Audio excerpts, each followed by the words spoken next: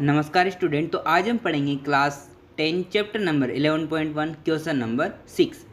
15 centimetre त्रिज्या वाले एक वृत्त की कोई जीवा केंद्र पर 60 डिग्री का कोण आंतरित करती है तो संगत लघु और दीर्घ वृत्तखंडों के क्षेत्रफल ज्ञात कीजिए। पाई का मान 3.14 रखना है और √3 का मान 1.73 का प्रयोग करना है। हमको यहाँ पर त्रिज्या दे रखी है 15 सेंटीमीटर, कोण दे रखा है 60 डिग्री।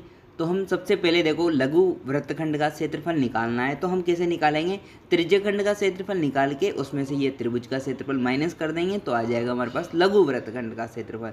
तो त्रिज्यखंड का क्षेत्रफल होता है θ/360 डिग्री इंटू πr²। थीटा है हमारा 60, तो 60/360 गुणा पाई का मान रखना है हमको 3.14 जो उसने कहा है, तो गुणा और आर का मान है 15, तो 15 का स्क्वायर। तो 60 से 36 360 कट जाएंगे 1/6 बार, गुणा 3.14 और 15 का स्क्वायर 225।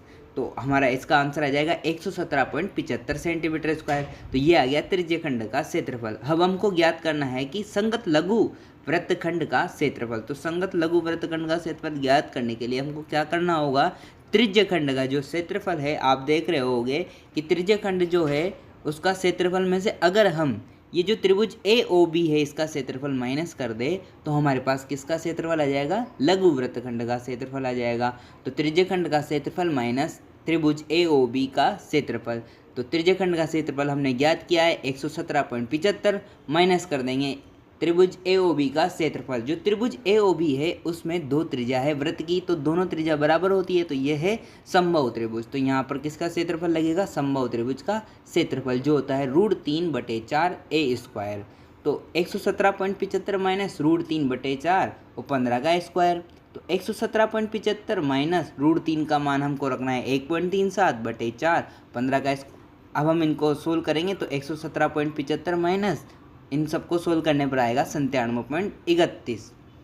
अब माइनस करने पर संगत लघु वृत्तखंड का क्षेत्रफल आएगा 20.44 सेंटीमीटर स्क्वायर। अब हमको ज्ञात करना है दीर्घ वृत्तखंड के क्षेत्रफल। अब दीर्घ वृत्तखंड का क्षेत्रफल ज्ञात करना है तो उसके लिए क्या करना होगा? जो लघु वृत्तखंड का क्षेत्रफल है वो हमको माइनस करना होगा किसमें से? वृत्त के क्षेत्रफल में से। तो दीर्घ वृत्तखंड का क्षेत्रफल बराबर वृत्त का क्षेत्रफल माइनस संगत लघु वृत्तखंड का क्षेत्रफल। तो वृत्त का क्षेत्रफल πr² माइनस संगत लघु वृत्तखंड का क्षेत्रफल हमने ज्ञात किया 20.44, तो पाई का मान 3.14, आर 15 का स्क्वायर माइनस 20.44।